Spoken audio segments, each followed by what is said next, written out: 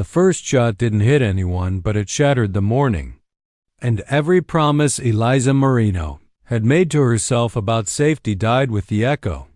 The bullet tore through the wooden sign outside the Mercantile, splintering the painted letters of Cantera Crossing, sending a white plume of dust into the air. Eliza froze mid-step, her gloved hand still clutching a sack of flour. Her heart slammed against her ribs, a drumbeat loud enough to drown out the wind that rattled through the empty streets. The town was small, just a handful of adobe buildings, a livery stable, and a saloon with faded green shutters, but every sound felt amplified in the dusty dawn. A rider appeared at the edge of town. Not a shadow, not a rumor, but a figure carved from the desert itself. He sat tall, like a statue on horseback, and yet the motion of his muscles was fluid, natural, terrifying. His chest was bare, revealing scars that twisted across bronze skin, and his long black hair fell down his back in thick braids threaded with turquoise and bone beads. Each movement suggested both patience and menace, the kind that comes from a life spent in battle, a life forged by survival. The townsfolk froze. Children clung to their mothers. Men stared, hands twitching toward holsters. The town marshal, a wiry man with trembling hands, raised his rifle. "You cross another step, you're a dead man," he shouted. The rider didn't flinch. His dark eyes swept the street, lingering on Eliza, not her husband. Not the marshal, her, and in that gaze was a promise she could not ignore. "You will have to be mine," the rider said, his voice calm but deadly, carrying across the dirt road like a storm warning. Then, lower so low that only Eliza could hear it, he added, "If you refuse, I will kill your husband." The sack of flour slipped from her fingers, spilling its contents across the red dirt like snow settling on a grave. The sound seemed to echo longer than it should, marking the end of any semblance of peace. Daniel Moreno, her husband, came sprinting through the crowd, fists raised, face pale. "Get away from her!" he bellowed, his voice breaking. The rider finally allowed a faint smile, one that neither comforted nor reassured, but it was a human gesture in an otherwise inhuman moment. Then, without another word, he turned his horse and melted back into the horizon, leaving a swirl of dust and tension in his wake. Eliza dropped to her knees, brushing flour from her skirt, the weight of the encounter pressing down on her chest. Daniel knelt beside her, trembling with a mixture of fear and rage. "Who is he?" he demanded. She didn't answer. Not yet. She couldn't, because the name she had buried with her past now clawed its way back, raw and unhealed. She closed her eyes, trying to summon the memory of a desert long ago, when she was younger, more vulnerable, and when another life had almost broken her entirely. That night, in the small adobe house she shared with Daniel, she lay awake listening to the desert breathe. The wind scraped across the dry earth, rattling loose boards and making the coyote calls sound like whispers in the shadows. Daniel sat by the hearth, polishing his rifle with shaking hands. "We have to leave," he said, finally breaking the silence. Eliza turned her head to the window, watching the moonlight stretch across the plains. "He won't let us." Daniel's hand tightened around the stock of the rifle. "You believe him?" "Yes," she admitted softly, tasting the bitterness of fear and inevitability. Daniel swallowed, his jaw tight. "Why you?" Eliza's lips pressed together. She didn't answer. She couldn't. The truth was older than the town, older than Daniel, older than the life she had tried to build. Outside, unseen in the shadows, a single Apache arrow thudded into the doorframe. Pinned to it was a strip of rawhide, etched with symbols of possession and death. The smell of iron and rawhide filled the air. Eliza felt her pulse spike as she carefully retrieved the strip. Her hands trembled, brushing over the crude yet deliberate markings. Daniel peered over her shoulder, jaw tight. We're in the middle of the desert, Eliza, and he's here. In our home? His voice carried more panic than authority. Eliza looked at the rawhide, tracing the markings with her finger. Symbols she recognized but had hoped never to see again, symbols that once meant life, but also debt, obligation, and a kind of ownership she had escaped years ago. Her chest tightened. Memories of her teenage years, spent among Apache warriors, flashed like lightning lessons in survival, discipline, and fear. Taza, the one who had spared her life, the one whose eyes had held both judgment and mercy, emerged from the shadows of her memory, carved into her soul like the tattoos on the chest of the writer today. Her breath hitched. He hasn't forgotten. Daniel's face went pale. I thought it was over. I thought it was gone. No, she whispered. It's never gone. The sun rose over Cantera Crossing with the world seemingly holding its breath. Eliza packed what little they could carry: water, clothes, flour, and her father's old revolver. Each item was a fragment of the life she knew or the one she thought she could protect. Daniel loaded their wagon, his movements mechanical, his mind racing through every possible escape route.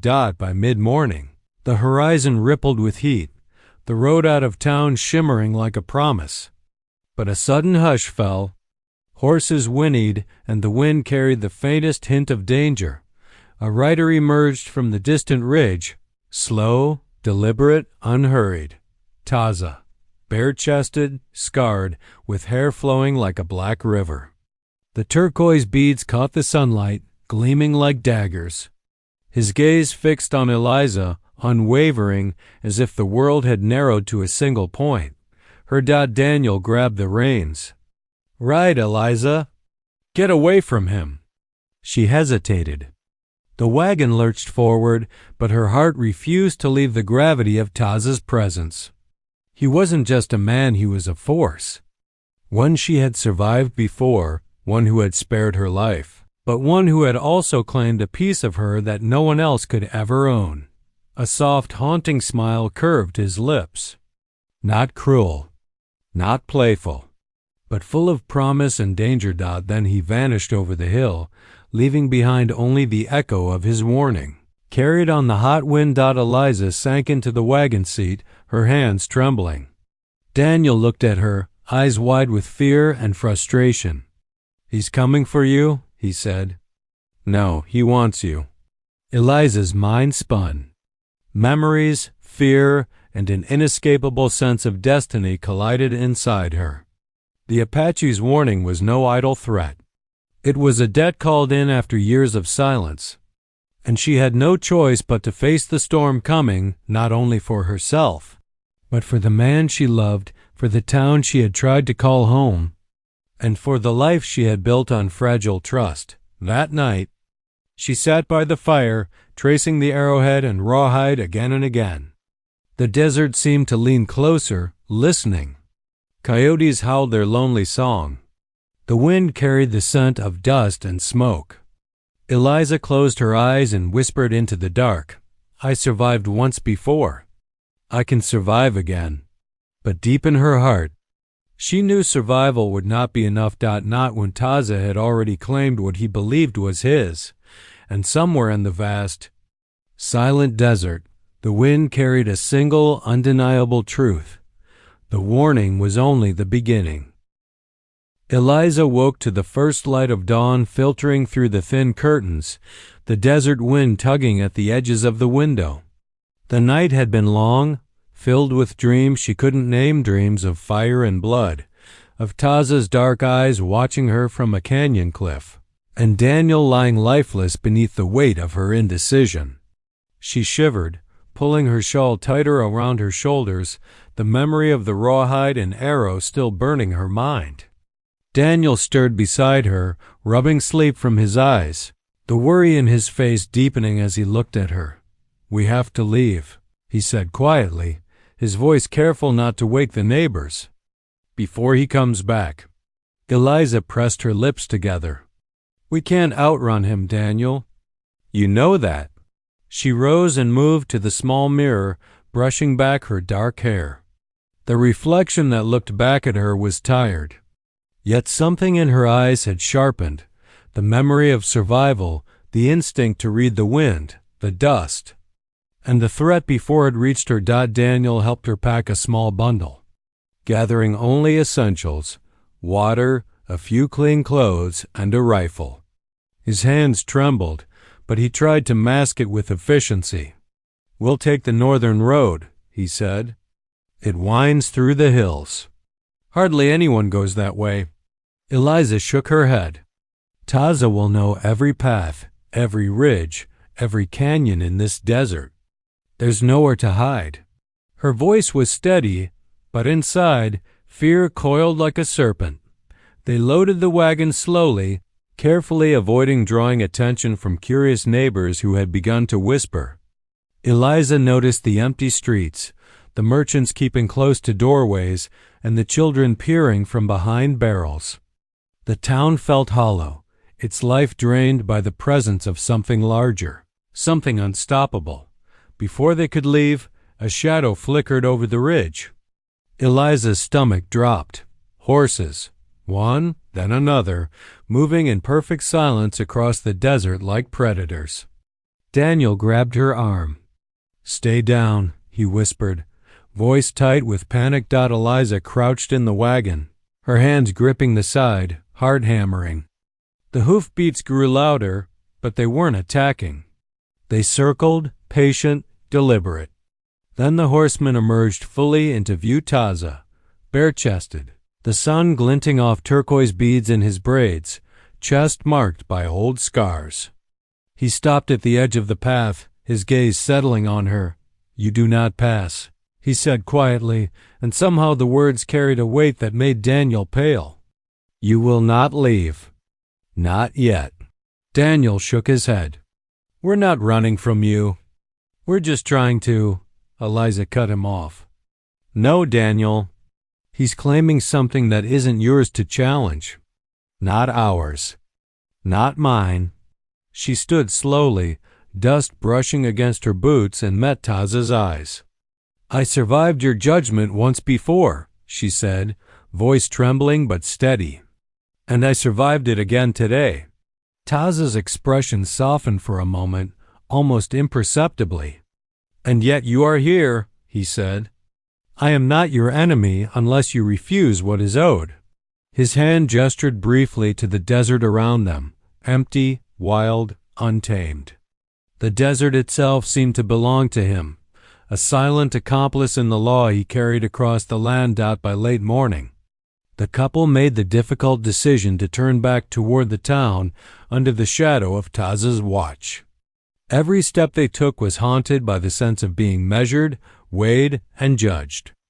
Eliza's mind wandered, remembering the life she had tried to leave behind, the months spent among the Apache, the lessons learned in silence, in observing the wind and the behavior of animals, in learning what was owed and what could never be paid. That night, they huddled in the cellar of the Moreno home. Daniel tried to fortify the door, stacking barrels against it, but Eliza could see the futility in his eyes. "We can't keep hiding," she said softly, brushing a lock of hair from her forehead.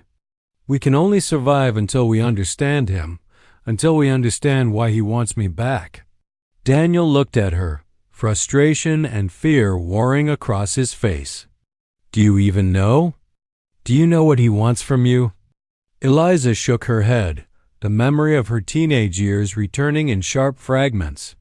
"I thought I did," she admitted, "but I realize now I never truly understood him or what debt was called. I was a girl then, scared and running. I survived by leaving. He survived by letting me go, and now—" Her voice faltered. "Now he is reminding me of what I owe." The wind picked up outside, rattling the wooden shutters. An arrow thudded into the wall above the cellar door. Eliza's pulse quickened. Daniel cursed and jumped to his feet, rifle in hand. The arrow was etched with the same markings as the one pinned to the rawhide the night before. It was a message, simple, terrifying and unavoidable. He was close, and he would not be denied. Over the next days, strange signs began to appear in and around the town. Feathers tied to fences, a dead rattlesnake laid across the main road, fresh horse tracks circling their property.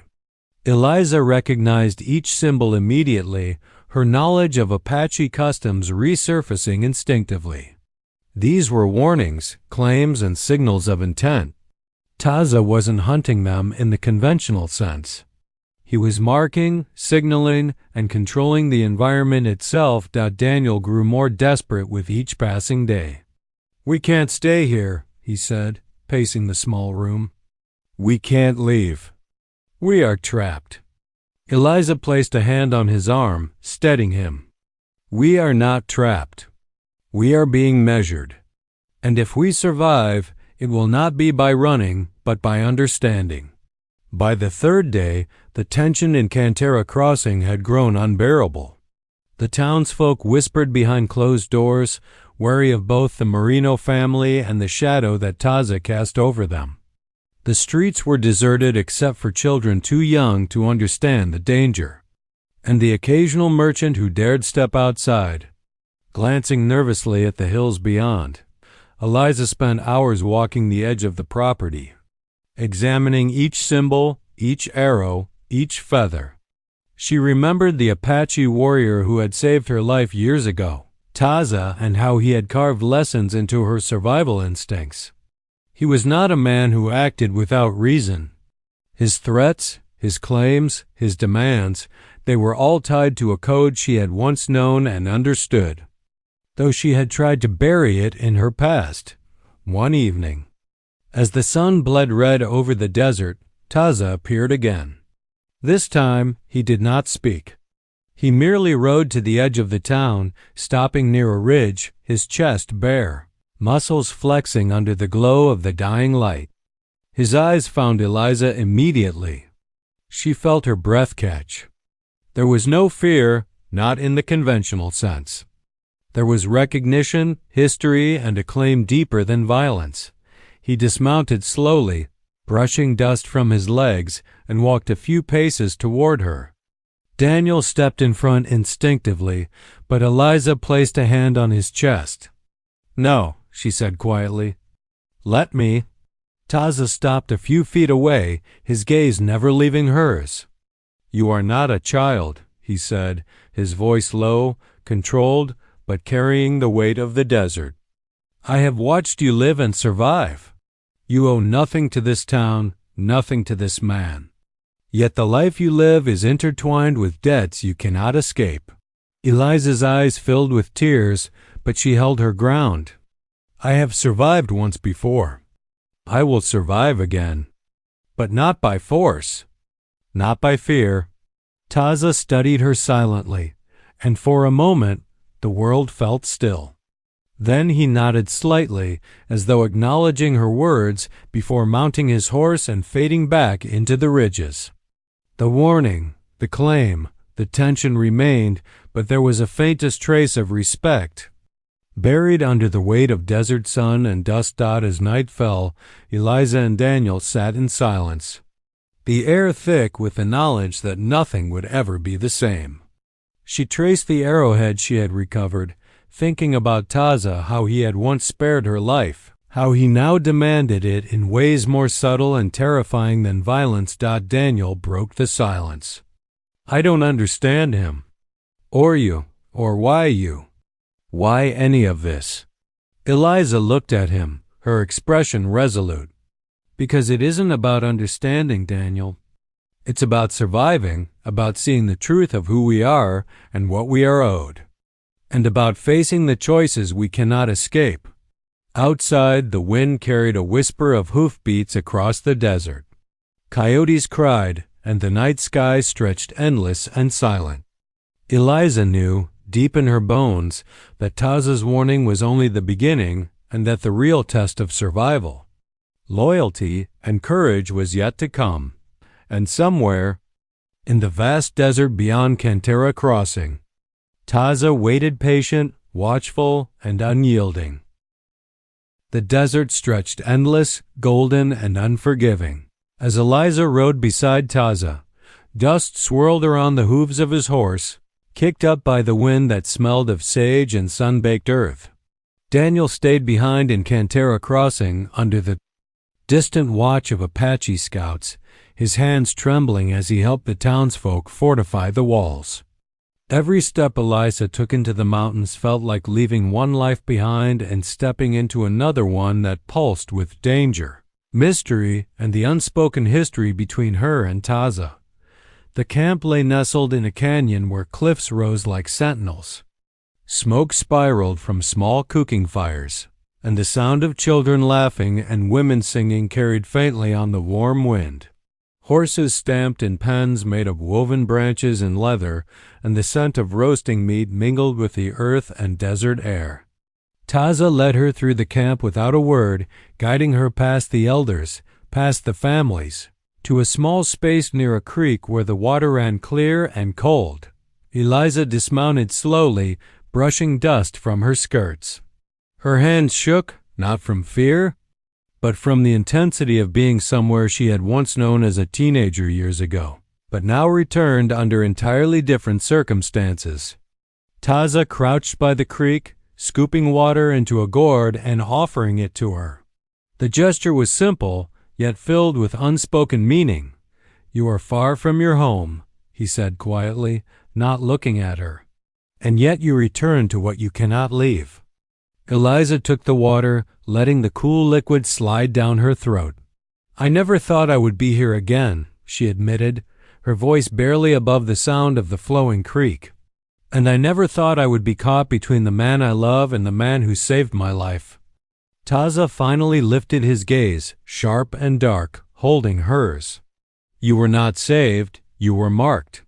The protection was never unconditional.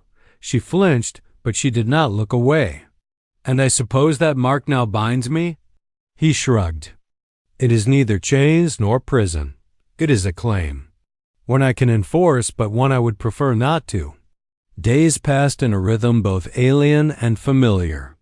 Eliza learned to move with the camp, to help with minor chores, to watch the children and understand their games. She saw the dignity in the elders, the precision in the hunters, and the discipline in every action. Taza allowed her freedom of movement, yet she could feel his presence in every shadow, in every step, a silent reminder of the danger and the debt she carried. But peace is never absolute in the West. One evening, the distant sound of hooves thundered through the canyon. Scouts returned with grim expressions, leading Daniel Moreno, alive but wounded. He had been forced to guide soldiers through the desert, drawn into a corrupt captain's plot to attack the Apache under the pretense of protecting settlers. His hands were scraped, his clothes torn, and his eyes haunted by the fear he had witnessed. Eliza rushed to him, heart pounding. She fell to her knees beside him, brushing the blood from his cheek. "Daniel, you're alive." He tried to smile but could not. I almost didn't make it. They would have killed me, Eliza, all of them." His voice cracked, and he pressed a hand to his side. Feeling the shallow breaths he fought to control, Taza appeared silently behind them, observing, his dark eyes unreadable. "You are lucky," he said, his voice low. "I allow it." Daniel's gaze sharpened. "Allow what? Who are you really? Why is she here, and why do you haunt us like a shadow over every step?" Eliza reached for Daniel's hand, trying to steady him, to calm his racing thoughts. "Daniel, this is Taza. He saved me once. He is part of my past, and now he is part of our present. We have to survive this together." That night, the camp prepared for battle. The soldiers would come at dawn, expecting easy victory. Eliza helped the women and children gather supplies, barricade entrances, and carry water to the sentries. She saw Taza moving among the warriors, issuing commands, teaching them strategies she had never imagined, blending instinct with discipline. When the attack came, it was sudden. The cavalry charged with rifles raised, shouting, and horses kicking up clouds of sand. Eliza ran between fires, warning the camp, dragging wounded children to safety, and watching as Taza led the warriors with precision and fury. The air was thick with smoke, the scent of gunpowder and blood mingling, and the desert itself seemed to tremble under the chaos. Eliza caught sight of Daniel among the soldiers. His face was pale, terrified, and yet there was a glint of determination as he tried to resist the captain's orders. A soldier grabbed him, and for a brief moment, Eliza felt a surge of helplessness. Taza saw it too.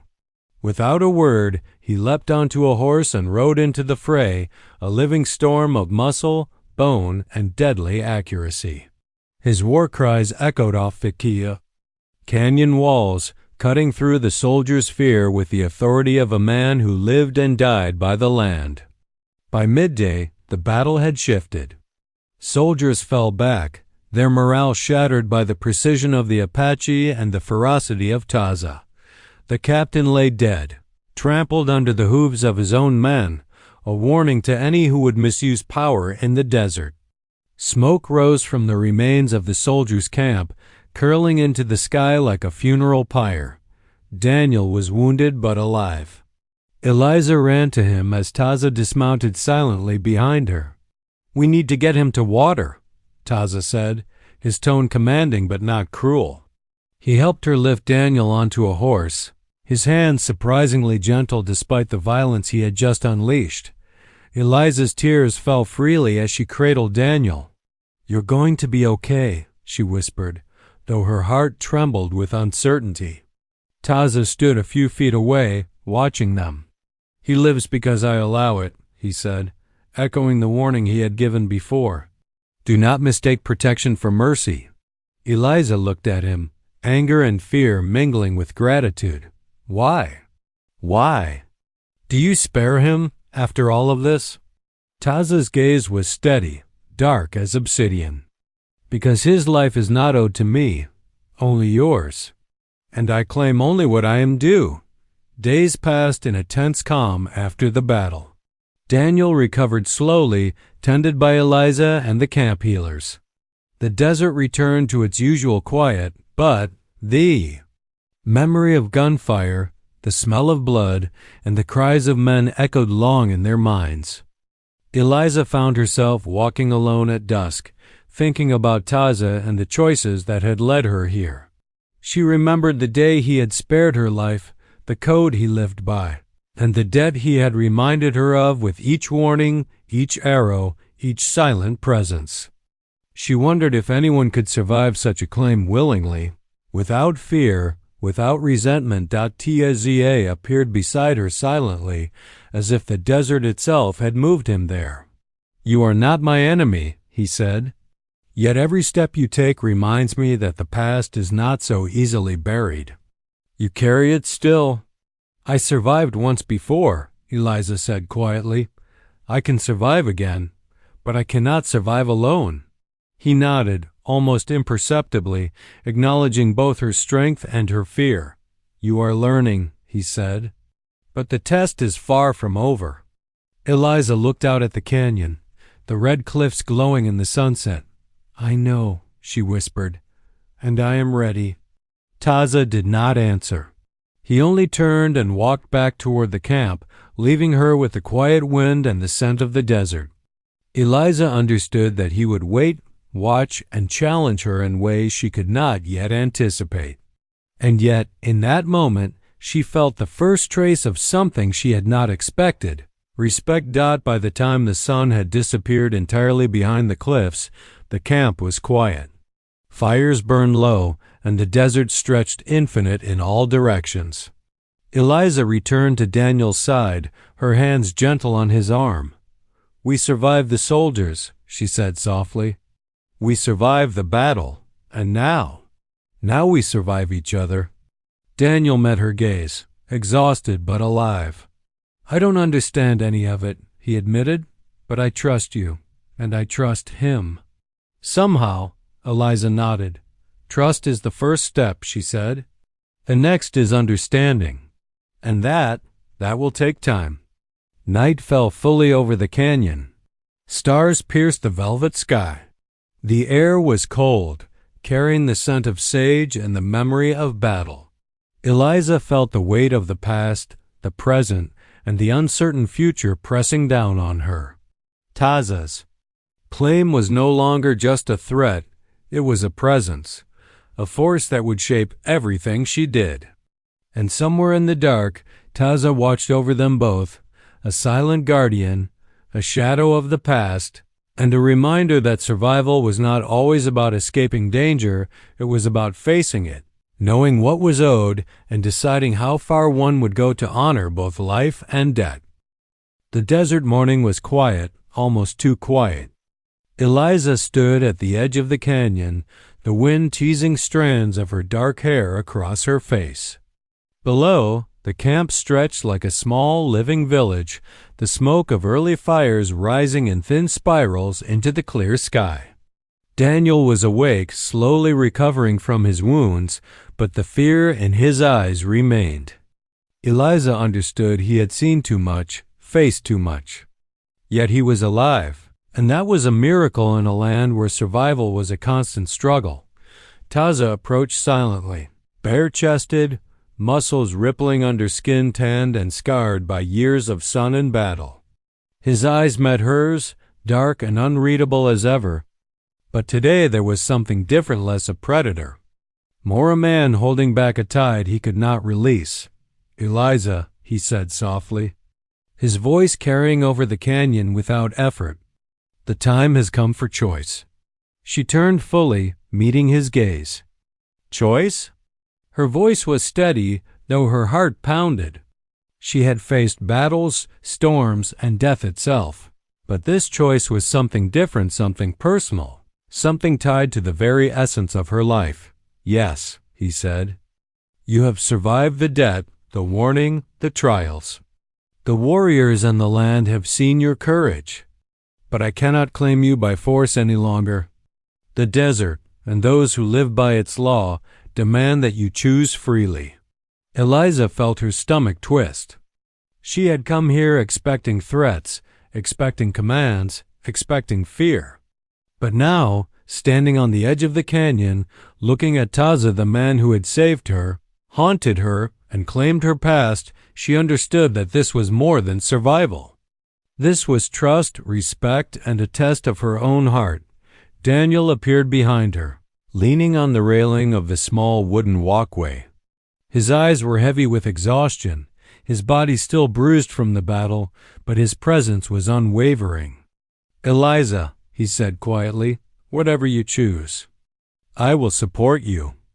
I've learned that I cannot protect you from what you owe, but I can stand by you." She turned to him, seeing the love in his tired eyes. But she also felt the pull of the past, the weight of the death that Taza had carved into her life so many years ago.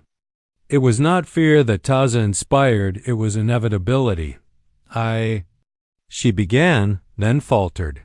She could hear the canyon wind whispering through the cliffs, carrying with it the voices of those who had lived and died here. "I never thought I would have to choose," she admitted, "between a life I built and a life I survived. Between love and a debt I never wanted." Taza's expression softened, though it did not lose its edge. "The choice is yours," he said simply. "No one else can make it. No one else will decide for you." Eliza took a deep breath, feeling the weight of the past pressing against her chest. She remembered the first time Taza had spared her life, how he had protected her from death when she was only 17, how every lesson he had forced into her survival instinct now demanded acknowledgement. But she also remembered Daniel, the man who had loved her despite the secrets, despite the fear, despite the chaos. He had been her anchor, her partner, her choice in every other aspect of life. The wind shifted, carrying a faint scent of smoke and desert sage. Taza stepped closer, his movements fluid, careful, respectful. "I claim nothing you do not give," he said. "I demand only honesty, only courage. And if you leave, I will protect you, even from myself." Eliza's eyes filled with tears. She felt the pull of both men, both lives, and the truth settled like a stone in her chest. Survival alone was not enough. She wanted life, love, and freedom together, even in this wild land. "I choose," she said, her voice rising over the canyon wind, "to stay, but not because of fear, not because of debt. Because I choose my life here with all of its consequences." Taza studied her silently, then gave a small nod. It was a gesture of acknowledgement, of respect, and perhaps even relief. "Then you are free," he said. "Free to live, free to love, free to carry what you will." Eliza looked at Daniel, who had remained quiet throughout the exchange. Relief and gratitude flooded his face. You choose me?" he asked, a hint of vulnerability breaking through his exhaustion. "I choose us," she said firmly. "But I cannot deny what shaped me or what protects me. Taza's presence. It is part of who I am, part of the survival that brought me here. I honor that, but I choose to live with love, not fear." Taza's gaze softened further, and he stepped back, allowing space between them. "Then my part is done," he said quietly. "I have only guided, protected, and reminded. You are stronger than I ever knew, Eliza Moreno, and that strength is yours alone." The camp erupted quietly in celebration. Children ran along the paths, elders nodded with approval, and the warriors who had watched the exchange with measured attention smiled faintly, understanding that the test had passed. Life would continue, harsh and beautiful, in the canyon, but the storm that had loomed over them had finally settled. Days turned into weeks. The desert became a place of cautious peace. Eliza worked among the camp, teaching children, assisting with the preparation of hides and food, and slowly rebuilding the bonds between settlers and Apache who had been strained by fear and conflict. Daniel recovered fully, his wounds fading into scars that reminded him of both terror and gratitude. Eliza and Daniel walked together along the cliffs one evening, the sun bleeding into the horizon. "It's strange," Daniel said quietly. "I feared him. I feared losing you. I thought he was the danger we could not escape." Eliza smiled faintly, her hand brushing against his. "He was the danger, Daniel. But he was also the guide, the reminder that survival is not just about fighting, it's about understanding, courage, and respect. I could not deny that part of my past, any more than I could deny my love for you." Daniel nodded, his eyes reflecting the crimson sky. "I understand. In my own way. And I'm grateful. More than I can say." Taza appeared at a distance, watching them silently as he had always done, a guardian and witness to the choices that had shaped this life. He carried himself with the same intensity as always, but there was a lightness in his posture now, a recognition that the dead had been honored, that the past and present had reconciled. Eliza approached him after a moment, her voice quiet but clear. "Taza, thank you. For everything. For saving me then, for guiding me now. I honor what you've done, but I am ready to live my own life." He nodded, the barest hint of a smile touching his lips. "Then live it well," he said. "And remember the desert, the lessons it taught you, and the strength that comes from facing what others cannot. You are your own master, Eliza Moreno. Do not forget that." Over time, Eliza became a bridge between two worlds. The settlers respected her knowledge of the desert, her courage, and her connection with the Apache. The Apache accepted her as one who understood their ways, who had survived their tests and honored their code. Daniel, once fearful and uncertain, became her partner not only in love but in life. Walking beside her through the harsh and beautiful land, the canyon flourished, a fragile harmony held together by respect, courage, and choices made with honesty. Traders came and went. The desert wind shifted with the seasons. and the memory of battles faded into stories told by the firligh. Eliza often thought of Taza not with fear, not with longing, but with understanding. He had claimed a part of her past, shaped her survival, and taught her the weight of responsibility, honor, and courage. He had been a shadow that lingered, a storm that passed, and ultimately, a force that allowed her to choose freely. One evening, as the sun dipped below the cliffs, Taza approached the camp one last time. "I leave you now," he said, his voice calm, carrying the authority of a man who lived and died by the desert. Not as threat, not as debt, but as witness.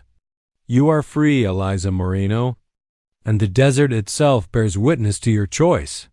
Eliza nodded, a quiet gratitude filling her chest. "Thank you," she said simply, "for everything." He mounted his horse, bare-chested, muscles gleaming in the sunset, and rode into the horizon.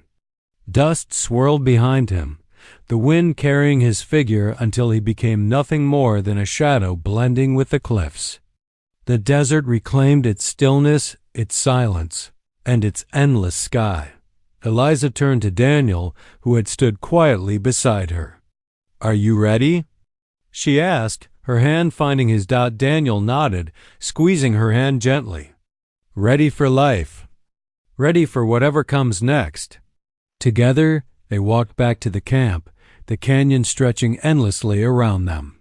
Children played in the dust, elders spoke softly by the fires, and life, fragile but resilient, continued. The storms of the past had passed, leaving only the lessons, the scars, and the strength to move forward. Eliza knew the desert would always watch, that the past would always echo in the wind, but she also knew that the choices she made had carved her future. She had faced fear, death, and obligation, and had emerged with courage, love, and freedom. The sun disappeared completely behind the cliffs, leaving only the glow of firelight and stars overhead. Eliza stood with Daniel, holding his hand, feeling the strength and warmth of the life they had chosen together. And somewhere in the vast, silent desert, Taza's presence lingered not as a claim, not as threat, but as a testament to survival, honor, and the power of choice. Eliza and Daniel lived on, not as victims of the past, but as survivors and champions of their own lives, free to love, free to choose, and free to walk into the endless horizon together.